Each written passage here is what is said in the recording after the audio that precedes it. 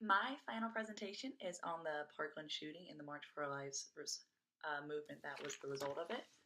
As an introduction, on February 14th, 2018, a gunman opened fire at Marjory Stoneman Douglas High School in Parkland, Florida. Um, Killed people, injured people, and added to an already fairly vigorous gun control debate going on in the U.S., following a bunch of other shootings such as the Orlando Pulse nightclub shooting and the Vegas shooting. And my main focus is on the March for Our Lives movement as a public relations cause, how they promote it, how they keep the movement going, and like what their overall goals are. So to start with that, I'm going to go into a SWOT analysis.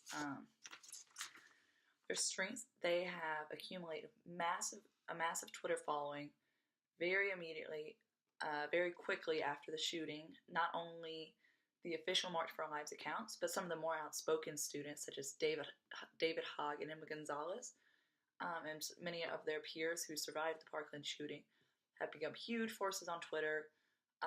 Tons of followers, were verified by Twitter, and have become very influential on social media. This movement in the immediate aftermath was very energized, motivated, to support all over the country. The Twitter accounts, such as the March for Our Lives Twitter accounts, they had March for Our Lives for different cities, for different areas. Also, they could like mobilize and act more cohesively. And especially immediately after the shooting, because it was a news event outside of March for Our Lives, they received a ton of free publicity, lots of press coverage, lots of interviews. Overall, like their main strength with that was that they were current, they were trending, they were the it topic at the moment. So their weaknesses, to me, the faces of the movement are young people, which they are inexperienced with activism, not to say anything for their strengths, but they've had less time and less experience than some other movement leaders. They are, many of them, seniors in high school, also dealing with applying for colleges, and then in the fall going to college, so that will definitely take up more of their time. So they like, the momentum behind the movement might die down a little bit. And like I said, they're all students. It's not a full-time job for them to be running the March for Our Lives movement. So the weaknesses there are just that it's not necessarily a full-time commitment for them. They have other things on their plate. Opportunities are that it's a new movement. It doesn't quite have a history with it yet like some other organizations do. They are able to start with a clean slate and can shape their image how they want to. Also, summer vacation is coming up, which means they will have more free time to focus on this movement, focus on getting the word out about gun control legislation and more. And the initial progress they made with marches and pushes for gun control legislation can use as positive publicity. That news can be recycled even while they're busy, such as newsletters, tweets, reposting articles, sharing, look at our successes we've already had. So definitely some of the threats are some of the more outspoken students, such as David Hogg and Emma Gonzalez that I mentioned. They have very strong opinions. On a personal level, it is their opinion, it is their life, and it's their feelings after surviving a shooting. But on a legislation and publicity level, they want to have as many people as possible on their side. And as, more on one side of the extreme versus another, that can definitely alienate potential supporters. And a big issue that you've seen, especially from the right-wing media, is that some people are theorizing that, oh, they're just students, they're young, they can't do this themselves. They must be, basically being pawns in this plan of liberals trying to work for gun control. So their credibility is definitely being doubted a little bit. And as time passes, another big threat that you see a lot is the emotional connection to this event will start to fade. There will be less of a fire under their seats trying to motivate people to do this. So it'll definitely be interesting to see if this movement will maintain momentum, whereas other movements following shootings or other incidents can sometimes die out a little bit. So to break down the timeline of this, February 14th, 2018, like I said, was the shooting.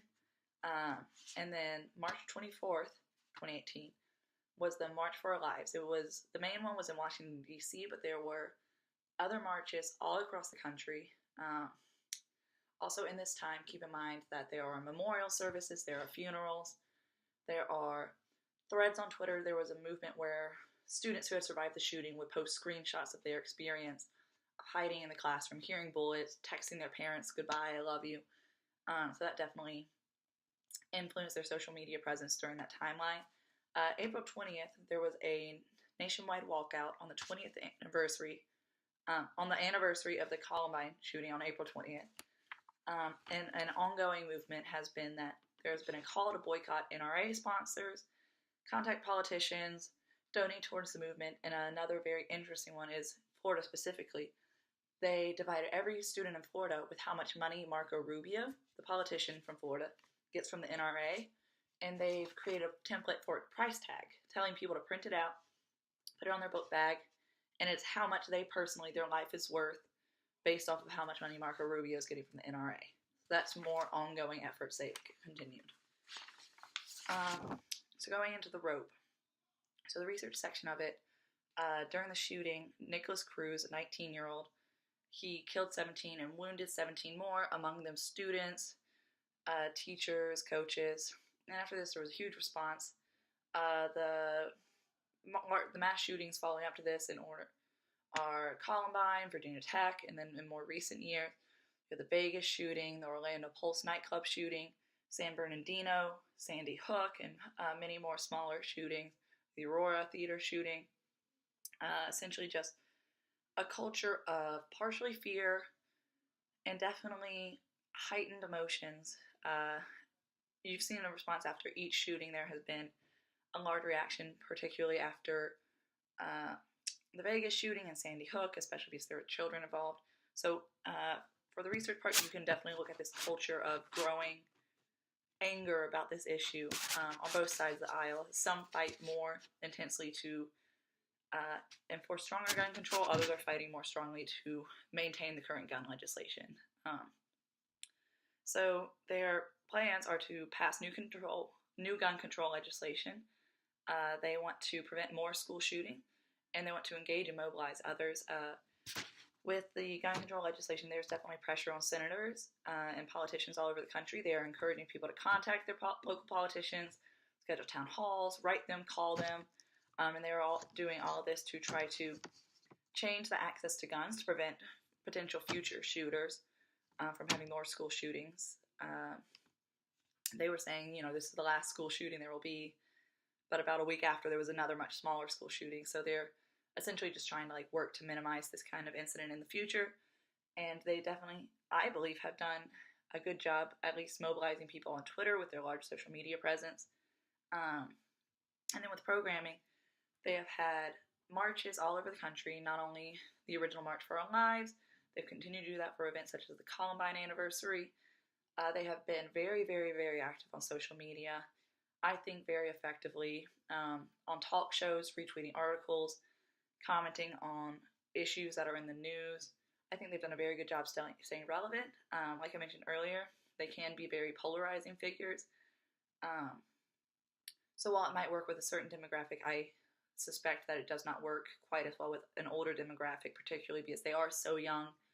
Many adults are definitely prone to say, oh, they're younger. They'll be smarter when they get older. They'll realize why what they're saying is dumb. So while they do have a large social media presence, that programming might not be as effective as it could be because it is all coming from teenagers. I mentioned there were many March for Our Lives Twitter accounts, and what I felt was the most poignant was the price tag I mentioned for how much they say each person's life is worth from what Marco Rubio gets from the NRA.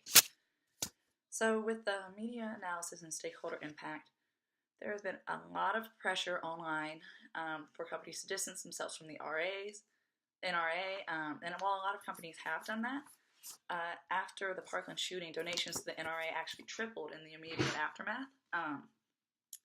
So it's hard to say how effective it's been, how effective any media pressure to support or oppose the NRA has been. Though the NRA's image has definitely been affected, I can't say for sure if it has changed anyone's mind, because even though companies have stopped supporting the NRA, their donations did triple. So it seems like a fairly divided issue in support this stakeholder, support or opposition of this stakeholder.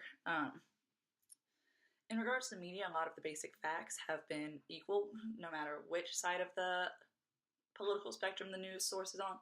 Where you start to see the difference is partisan commentators on news networks, not particularly the anchors, but the commentators.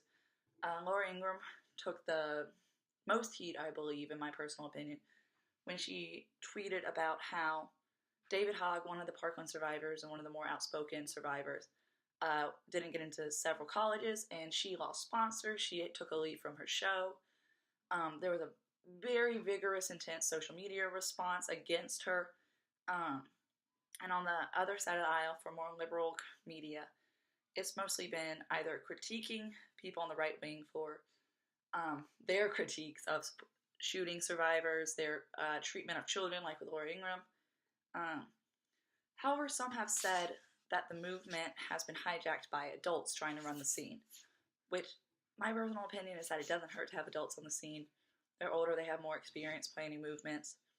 For some of them, it is like their full-time job to focus on lobbying or working, while these students have other things.